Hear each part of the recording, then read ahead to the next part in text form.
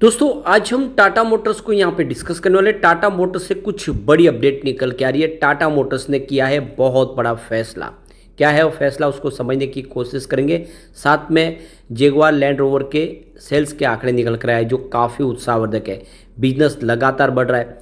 ऐसे में क्या हमें टाटा मोटर्स में इन्वेस्टमेंट करना चाहिए? इसके अलावा अगर हम बात करें टाटा पावर की, तो टाटा पावर बहुत मजबूत कंपनी है टाटा ग्रुप की। आप देख सकते हो कि अदानी पावर और टाटा पावर में से कौन सा बेस्ट है इस समय खरीदने के लिए। अलग अलग एनालिस्टों की क्या राय है उसको समझेंगे। साथ में अगर हम टाटा स्टील की बात करें तो कंपनी के अंदर वीकनेस क्या क्या है और उसके आप पॉजिटिव उसके पहलू है उसको जानेंगे। और क्या इस समय टाटा स्टील में इन्वेस्टमेंट करना चाहिए, जानने की कोशिश करेंगे इस वीडियो के माध्यम से। एक और कंपनी को डिस्कस करेंगे जो बहुत ही शानदार बोनस देने जा रही है। लेकिन फ्रेंड उससे पहले अगर आप पहली बार हमारे चैनल पे आए तो चैनल को सब्सक्राइब कर दीजिए, एक बेल आइकॉन दबा दीजिए ताकि जब भी नया वीडियो बने पहला नोटिफिकेशन आपको मिले। वीडियो पसंद आए तो लाइक से जरूर कीजिए।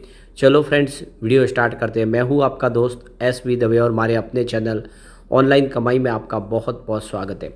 सबसे पहले टाटा मोटर्स के कारोबार की बात करें तो फ्राइडे को बहुत ही ज़बरदस्त तेज़ी देखने को मिली। स्टॉक 667 के आसपास क्लोजिंग दिए जहाँ पे 4.73% की बम्पर तेज़ी थी। ये देख सकते हो कि तेज़ी पिछले 6 महीने में बहुत ही शानदार रही है। करीब 41% स्टॉक दौड़ा है। 476 के आसपास जो स्टॉक था इस समय 667 के आसपास है, यानी लगभग 200 रुपये का बड़ा जंप देखने को मिला है सिर्फ 6 महीनों में। अब यहाँ पे टाटा मोटर्स ने बहुत बड़ा फैसला किया है। टाटा मोटर्स IPO से पहले टाटा टेक्नोलॉजी में अपनी हिस्सेदारी बेचेंगे। तो यहाँ पे जो अपडेट निकल के आ रही है कि टाटा मोटर्स ने कहा है कि वह अपनी subsidies company Tata technology limited में अपनी 9.9% की स्टेक करीब 1613.7 करोड़ रुपये में TPG राइज क्लाइमेट को बेचने जा रही है। टाटा मोटर्स ने एक बयान में कहा कि इस संबंध में एक शेयर खरीद समझौते पर हस्ताक्षर किए है। इस समझौते के तहत TPG राइज क्लाइमेट को करीब 1613.7 करोड़ रुपए में TTL के 9.9 हिस्सेदारी बेची जाएगी। इस सौदे में सबसे बड़ी बात है कि TTL का जो इक्विटी मूल्य वो 16,300 करोड़ रुपीज़ के आसपास उसको माना गया है। हिस्सेदारी खरीद के लिए TPG राइज क्लाइमेट अग्रणी निवेश के तौर पर सामने आई है। इधर टाटा मोटर्स के शेयरों में तेज़ी देखने को मिली है क्योंकि ये काफ़ी अच्छी खबर है और इससे एक अच्छा बड़ा फंड मिल जाएगा इस समय टाटा मोटर्स को IPO के पहले ही। तो इस खबर ने यहाँ पे पॉजिटिव माहौल बना दिया एकदम। यहाँ पे टाटा मोटर्स सेल की दूसरी सबसे बड़ी जो प्राइस बढ़ने की वजह बनी, जो आज शेयर की प्राइस बढ़ी, उसके पीछे वजह जगुआर लैंड रोवर के जो सेल्स के आंकड़े निकल कर आए वो बहुत ही ज़बरदस्त रिकॉर्ड तोड़ सेल्स किया है कंपनी ने Q2 के दरमियान। तो अप्रैल से लेकर सितंबर के दौरान अगर JLR का जो टोटल सेल्स है वो 2356 यूनिट के आसपास रहा है और देख सकते इसमें 105% की रन बेसिस पर ज़बरदस्त जंप देखने को मिल रही है। तो ये काफ़ी शानदार है प्रदर्शन। इसके अलावा कंपनी ने रिटेल में 1308 यूनिट बेचे हैं जो 102% का Q2 के दरमियान देखें तो ग्रोथ देखने को मिल रहा है। तो काफ़ी शानदार प्रदर्शन किया है।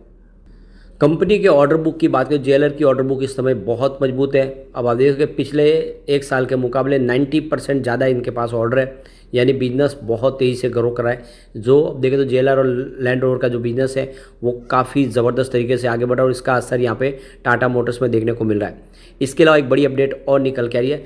टाटा मोटर्स और इंडियन बैंक ने एक साइन एग्रीमेंट किया है। इस एग्रीमेंट के तहत इंडियन बैंक है जो टाटा मोटर्स की सब्सिडीज कंपनी है, जिसमें Tata motors passenger vehicle limited और Tata motors passenger electric mobility limited, इन दोनों सब्सिडीज कंपनी को उनके कस्टमर्स के लिए फाइनेंस सर्विस प्रोवाइड करने का काम करेगी इंडियन बैंक, यानी उनकी जो व्हीकल्स है उसके ऊपर फाइनेंस प्रोवाइड करेगी।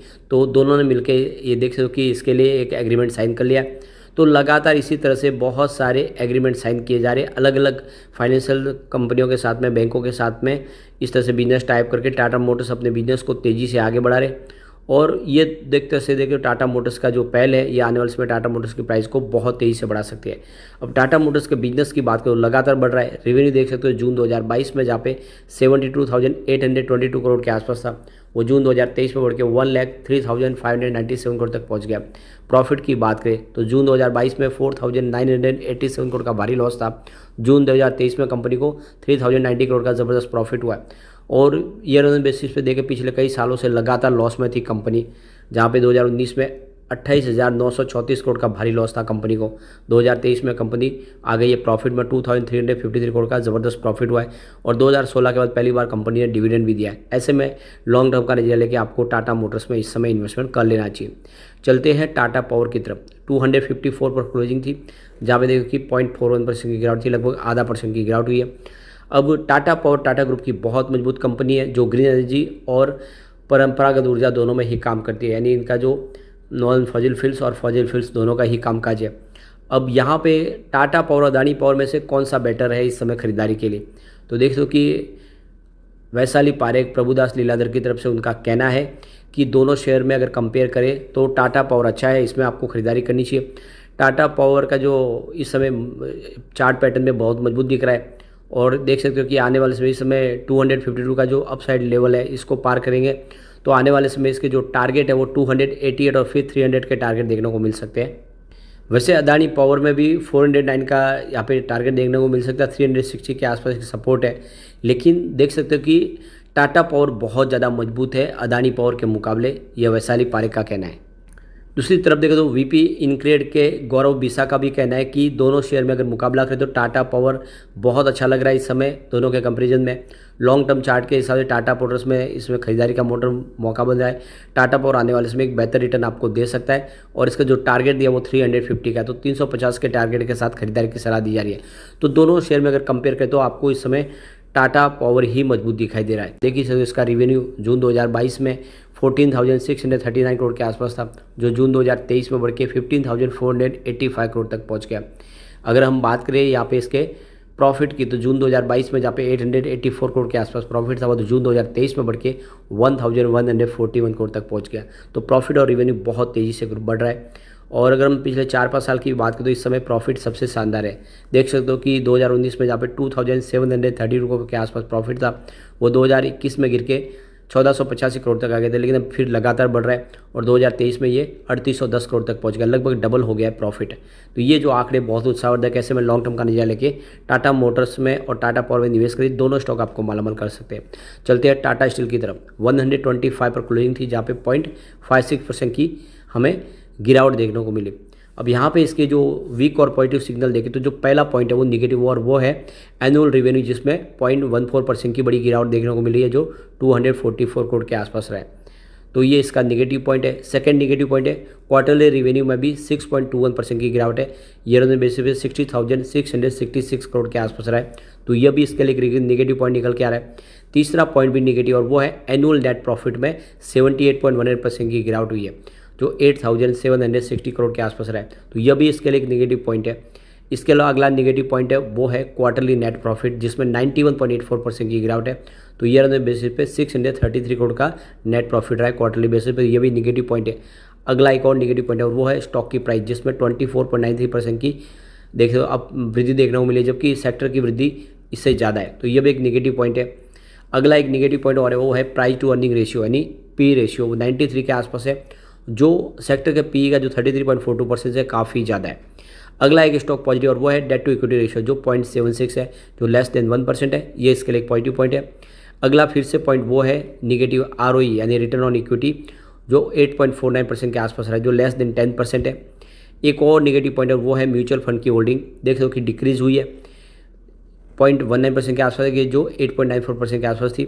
अगला पॉइंट एक और है वो है न्यूट्रल प्रमोटर की शेयर होल्डिंग पैटर्न में देखो तो प्रमोटर की होल्डिंग काफ़ी अच्छी है। अगला पॉइंट पॉजिटिव और वो है इंटरेस्ट कवरेज रेशियो, जो 5.29% के आसपास है, हायर देन 1.5% है। एक अगला और पॉइंट न्यूट्रल वो है प्रमोटर की गिरवी शेयर, जो काफ़ी कम है 1.55% की। तो यहाँ पे अगर टोटल निगेटिव पॉइंट देखें, टोटल 8 निगेटिव पॉइंट है।